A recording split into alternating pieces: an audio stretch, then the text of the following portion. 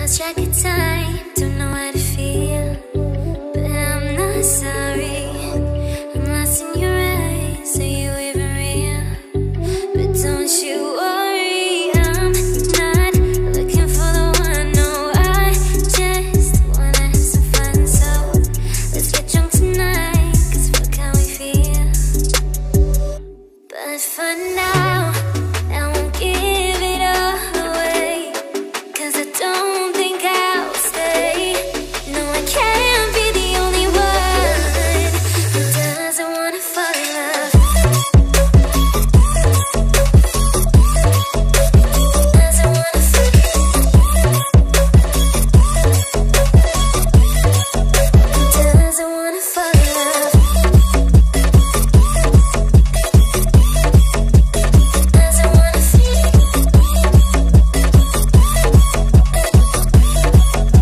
Doesn't wanna fall in love. May not see eye to eye, but we can be chill for just this moment. So turn out the lights and let's make a deal to just enjoy it. I'm not thinking about forever. I won't care if we don't end up together. Let's get high tonight, 'cause fuck how we feel, yeah. But for now, I won't give it all away, 'cause I don't think I'll stay. No, I can't be the only one who doesn't wanna fall in love. Doesn't wanna fall.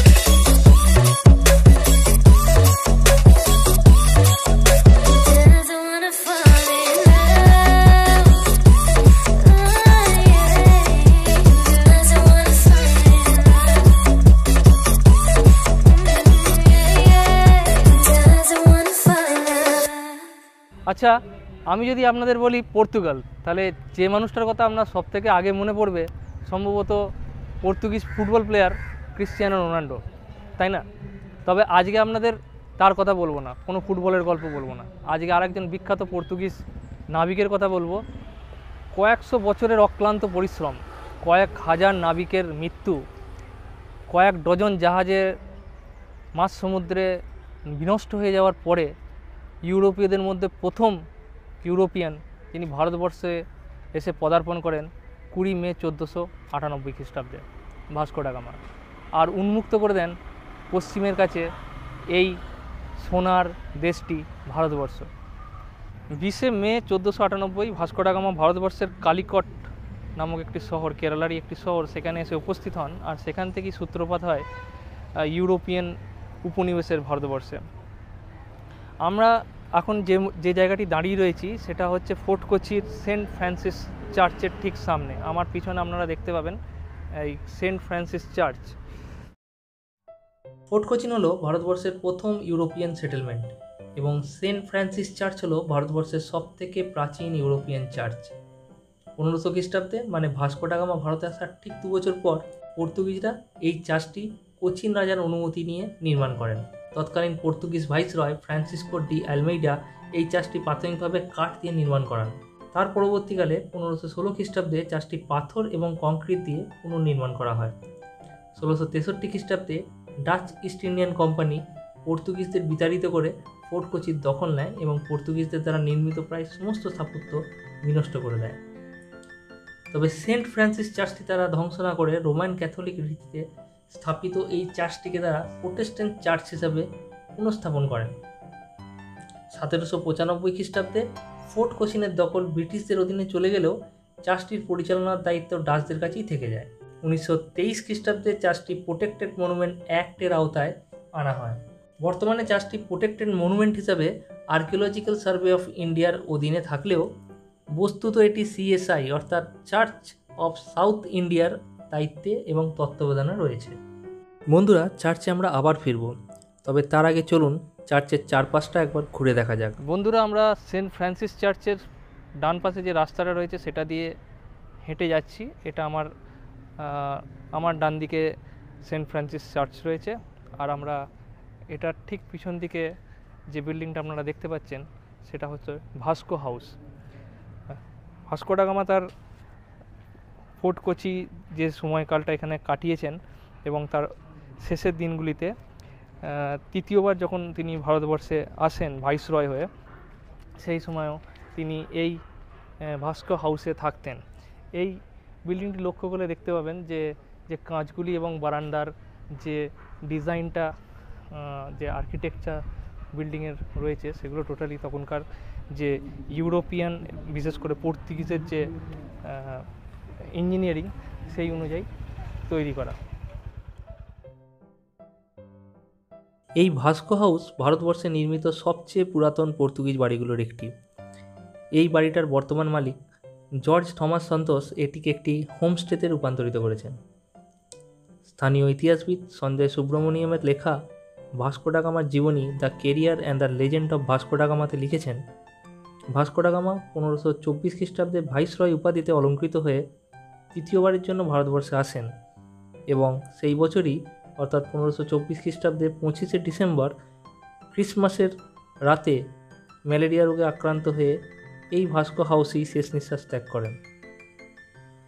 তাকে রাজকীয় মর্যাদায় সামনের Saint Francis চার্চের ঠিক এই জায়গায় সমাধিস্থ করা হয়। তবে 1539 খ্রিস্টাব্দে তার মরদেহ তার পুত্রের দ্বারা পর্তুগালে ফিরিয়ে নিয়ে যাওয়া হয়।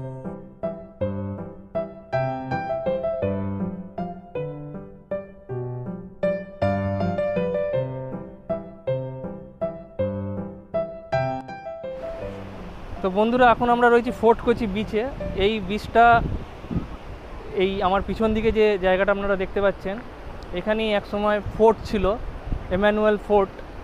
এখনও তার কিছু ধ্বংসাবশেষ অবশিষ্ট এখানে রয়েছে, আপনাদের দেখাবো।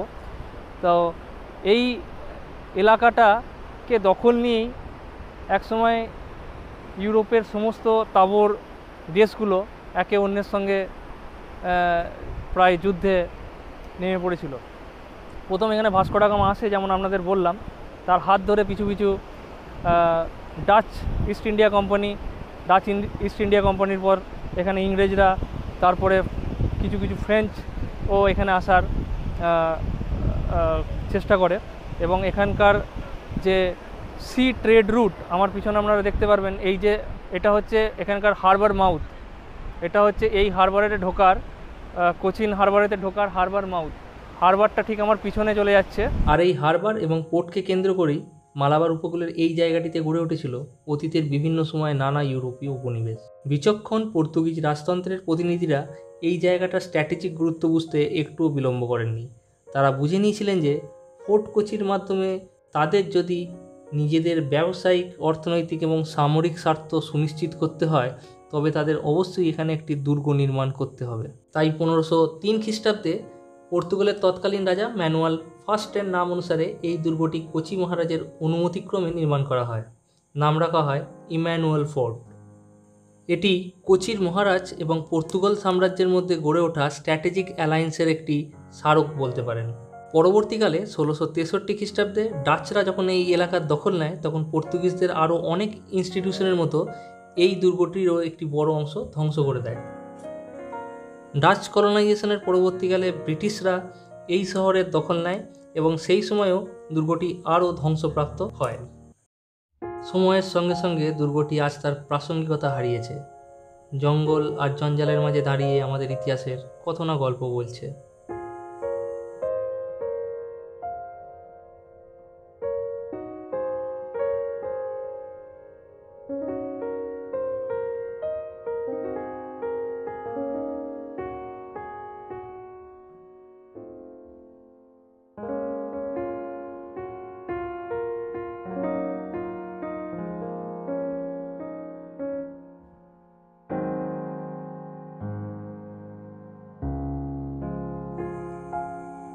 বন্ধুরা, ঘুরতে ঘুরতে আমরা চলে এসেছি ডাচ সেমেট্রি ফোর্ট কোচিতে। ডাচ ইস্ট ইন্ডিয়া কোম্পানি মানে নেদারল্যান্ডস বা তৎকালীন হল্যান্ডসের ভারতীয় উপনিবেশ। এই ডাচ ইস্ট ইন্ডিয়া কোম্পানি 1663 খ্রিস্টাব্দে ফোর্ট কোচি এবং পোর্ট দুটোকেই নিজেদের দখলে নেয় এবং পর্তুগিজদের উৎখাত করে। যাই হোক, 1795 খ্রিস্টাব্দে অবশ্য ইংরেজরা ফোর্ট কোচির দখল নেয় ডাচেদের কাছ থেকে। এর মধ্যবর্তী সময়ে যে সমস্ত ডাচ সামরিক কর্মী, অফিসার এবং অন্যান্য আধিকারিক এবং তাদের পরিবারজন এখানে প্রাণ হারান, তাদের এই ডাচ সেমেট্রিতে সমাধিস্থ করা হয়। এখানে মোট 104টি সমাধি রয়েছে। বর্তমানে এটা চার্চ অফ সাউথ ইন্ডিয়ার তত্ত্বাবধানে রয়েছে এবং এর ভেতরে প্রবেশ করা একেবারেই নিষিদ্ধ।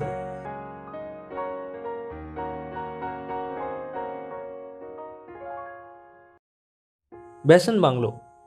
ব্যাসন বাংলোটি রিভার রোডের উপর 1667 খ্রিস্টাব্দে ডাচদের দ্বারা নির্মাণ করা হয়। ফোর্ট কোচি বিচের উপর সমুদ্রের ঠিক সামনে ইম্যানুয়েল ফোর্টের উপর নির্মিত এই ব্যাসন বাংলোটি বর্তমানে একটি তথ্য সমৃদ্ধ ডিস্ট্রিক্ট হেরিটেজ মিউজিয়াম। এই বাংলোটিকে কবছর আগেই কেরালার আর্কিওলজিক্যাল ডিপার্টমেন্ট একটি প্রোটেক্টেড মনুমেন্ট বলে ঘোষণা করেছে। टिकट फ्री है। ओके, टिकट देखने के लिए अभी पूरा पूरा अभी वर्ल्ड हिस्ट्री है।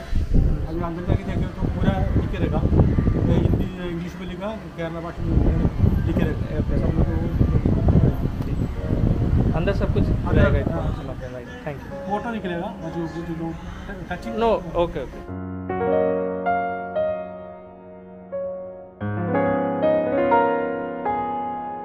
ব্যাসন কথাটির অর্থ হলো কেল্লা বা দুর্গ। 16শো শতাব্দীতে পর্তুগিজদের দ্বারা নির্মিত ইম্যানুয়েল ফোর্টটি ডাচ ইস্ট ইন্ডিয়া কোম্পানি এলাকা দখল করার পরেই 2/3 বিনষ্ট করে ফেলে। পর্তুগিজ নির্মিত ফোর্টটিতে মোট 7টি কেল্লা বা ব্যাসন ছিল। বর্তমানে এই ব্যাসন বাংলোটি তৎকালীন স্ট্রমবার্গ নামক ব্যাসনকে পরিবর্তিত করে নির্মাণ করা হয়। পরবর্তীকালে 1806 খ্রিস্টাব্দে ব্রিটিশ ইস্ট ইন্ডিয়া কোম্পানি এই দুর্গের উপর আক্রমণ করে এবং অবশিষ্ট দুর্গটিকেও ধ্বংস করে দেয়। তবে এই ব্যাসন বাংলোটিকে তারা অক্ষত অবস্থায় রেখে দেয়। ব্রিটিশ শাসনকালে এই ব্যাসন বাংলোটিকে একটি রেসিডেন্সিয়াল বিল্ডিং হিসেবে ব্যবহার করা হতো। জনশ্রুতি আছে এই ব্যাসনের নিচেই নাকি গোটা ফোর্ট কোচি জুড়ে একটি গুপ্ত সুড়ঙ্গের জাল বিস্তৃত আছে, তবে এই তথ্যের কোনো সত্যতা এখনও প্রমাণিত হয়নি। ভারতের ইতিহাসে ফোর্ট কোচির গুরুত্ব। ফোর্ট কোচির কলোনিয়াল ইতিহাস, এখানকার মিশ্র সংস্কৃতি, এখানকার জনজীবনে বিদেশি উপনিবেশগুলির প্রভাব যদি বিস্তারিত জানতে হয় তবে তথ্য সমৃদ্ধ এই ব্যাসন বাংলো না এলে আপনার ফোর্ট কোচি ভ্রমণ ব্যর্থ থেকে যেতে পারে। তাই ফোর্ট কোচি এলে এখানে ঘুরে যেতে ভুলবেন না কিন্তু। তো অনেকক্ষণ ধরে ঘুরে বেরিয়ে অ্যাঞ্জেলার খুব খিদে পেয়ে গেছে, তো আমরা এখানে চলে এসেছি। হাজি আলি বলে একটা এখানে ব্র্যান্ড আছে, প্রায় সব জায়গায় আপনি পাবেন, জুসের জন্য ফেমাস। তো আমরা এখানে পাও ভাজি আর পানিপুরি অর্ডার করেছি, তাই তো? আমাদের খাবার এসে গেছে।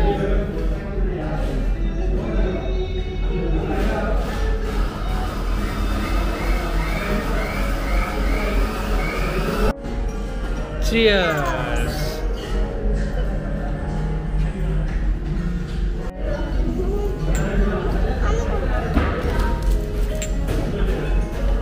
খুব ভালো লাগে।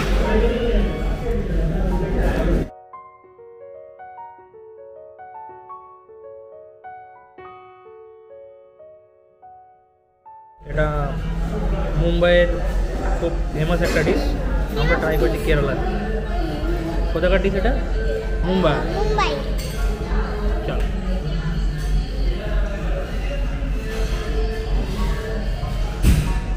আমরা এটা কেরালায় ট্রাই করছি, মুম্বাইয়ের ডিশটা প্রথমবার আমি খাচ্ছি। আমি জানি না মামা বাবা আমার আগে খেয়েছি। চলো ঠিক আছে, খেয়ে দেখে বলো কেমন হচ্ছে। খাও, চামচ কর। চামচ নেই, এমনি খাও।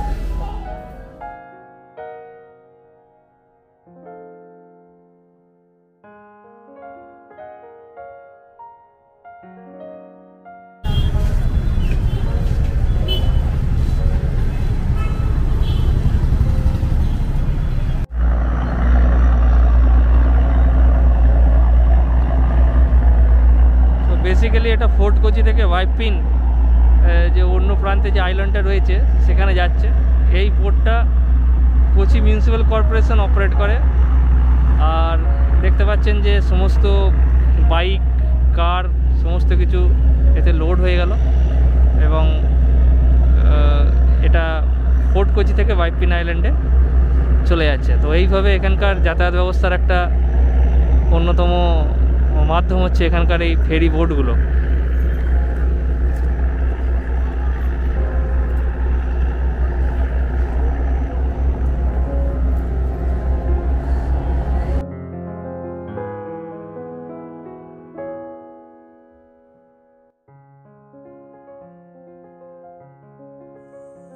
এলোমেলোভাবে ঘুরতে ঘুরতে এখন আমরা বিশাল বিশাল প্রাচীন গাছে ভরা ভাস্কো ডা গামা স্কোয়ারে। এখানে সব ধরনের রেস্টুরেন্ট আপনারা পাবেন, তবে এখানকার ওপেন এয়ার রেস্টুরেন্টে বসে টাটকা কোনো মাছের কোনো লোকাল রেসিপি ট্রাই করার মজাই আলাদা। এখানে এক ধার থেকে কিছু ওপেন এয়ার রেস্টুরেন্ট রয়েছে, আর প্রায় সব রেস্টুরেন্টের সামনেই আপনারা এই রকমের নানান সামুদ্রিক মাছের ডিসপ্লে দেখতে পাবেন। এই মাছগুলো আসলে এখানকারই চাইনিজ ফিশিং নেটে ধরা। Okay. So please tell me what will the price for this? That's starting on the 350. 350 starting, including cooking. Including cooking and everything. Okay, right. This is pomfret, right? Yeah, it's a white pepper. This red one, which fish is this? Huh? Red snapper. Red snapper. Yeah, yellow snapper. Okay, right. And, sea bass. Sea buzz. Yeah. Okay. And the sea bream, amur. Amur. Red snapper on the fresh water. Okay. Okay, right. Tiger prawn, king prawns.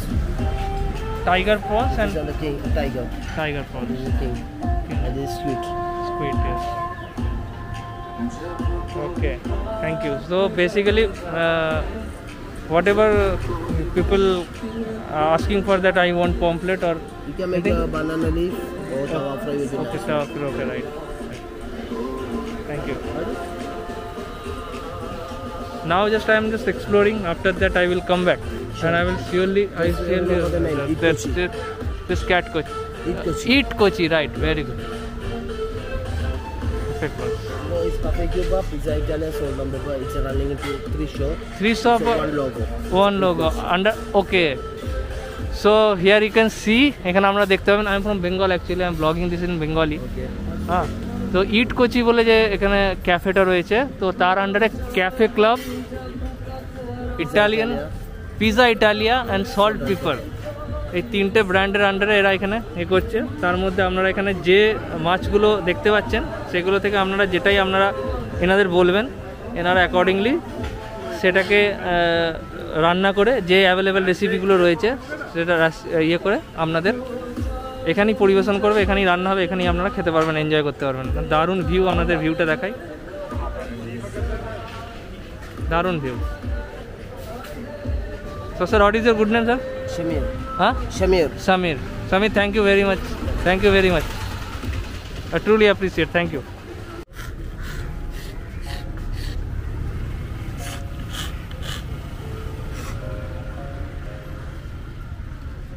So what are you making? This is making from some horns.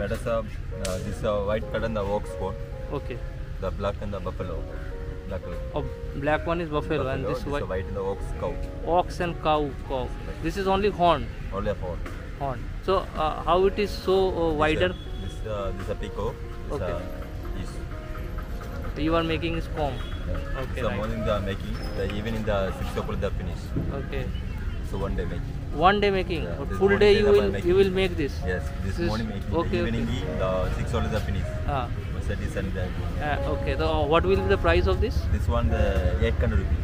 800 rupees. Yes. This small one the 300. This is Small fish. small fish. This black one is made of buffalo Black horn. Buffalo. This Ah. white and the ox. Ox. Black and the 300. Okay. This one the big piece the 600 rupees. 600 rupees. I think. So only 800 rupees. Then the pico. All. So one day making. This one day 3 piece making. Oh, this is so beautiful. What is your name, please? This is Kumar. M Kumar. M. Kumar. Okay. It's a fresh piece. Okay. This is the price list you can see. Thank you so much. তো এখানে কিছু কেরালার signature রয়েছে।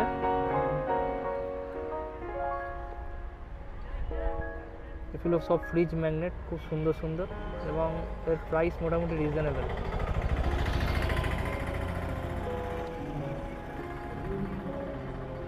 অ্যাঞ্জেলের খুব ইচ্ছা এখান থেকে পছন্দ করে দুটো ফ্রিজ ম্যাগনেট নেবে। অ্যাঞ্জেল, কোনটা নেবে তুমি?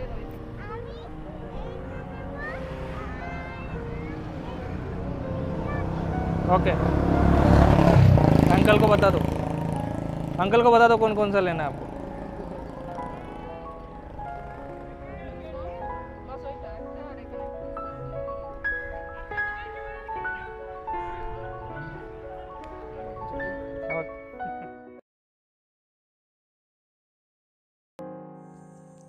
এখন প্রায় সন্ধে নামতে বসেছে, আর আমরা আজকের শেষ গন্তব্য বিশপ হাউসে এসে পৌঁছে গেছি। বিশপ হাউসটি 1557 সালে স্থাপিত হয়, তবে বর্তমানে এখানকার সবথেকে বড় আকর্ষণ হলো এখানকার ইন্দো পর্তুগিজ মিউজিয়াম। মিউজিয়ামটি 1910 সালে তৎকালীন bishop of Kochi doctor Joseph খুরিতা কর্তৃক স্থাপিত হয়। মূলত ফোর্ট কোচি এবং তার সংলগ্ন এলাকার পর্তুগিজ প্রভাবকেই এই মিউজিয়াম প্রদর্শন করে। মিউজিয়ামে মোট 5টি কক্ষ রয়েছে, যেখানে নানা খ্রিস্টীয় রীতিনীতির তথ্য, অলংকার, দস্তাবেজ, মডেল এবং ছবিও রয়েছে। মিউজিয়ামের ভেতর সব রকম ফটোগ্রাফি এবং ভিডিওগ্রাফি নিষিদ্ধ, তবে ফোর্ট কোচি এলে অবশ্যই ঘুরে যেতে পারেন এই তথ্য সমৃদ্ধ সংগ্রহশালাটি, মন্দ লাগবে না।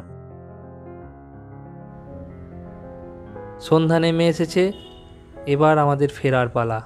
বিশপ হাউসের মাথায় উঠে ময়ূরটাও জানিয়ে দিল, এবার আমাকে একা থাকতে দাও।